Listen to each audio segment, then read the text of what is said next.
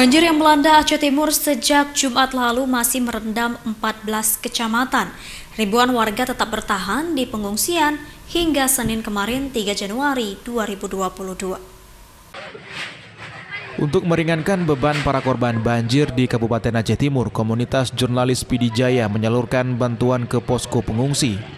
Bantuan berupa bahan pokok makanan seperti beras, minyak goreng, gula pasir, telur, tepung, dan mie instan, serta makanan ringan lainnya.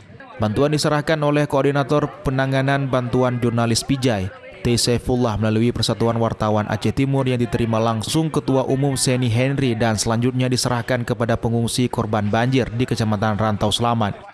Selain itu, bantuan juga disalurkan oleh anggota DPRA Muhammad Yunus untuk pengungsi banjir di Kecamatan Birembayun. Bupati Aceh Timur Haji Asbalah bin Haji Muhammad Taib mengatakan, kondisi banjir saat ini masih merendam 14 kecamatan. Ribuan orang masih mengungsi. Menurutnya, pemerintah Aceh Timur terus menyalurkan bantuan masa panik.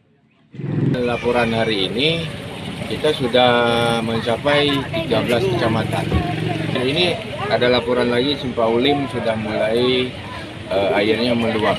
Ya, dari Sungai Harapundo meluap ke Cepindre. Kalau bantuan kami sudah salurkan. Dari Kabupaten Aceh Timur, Ismail Abda Ainus melaporkan.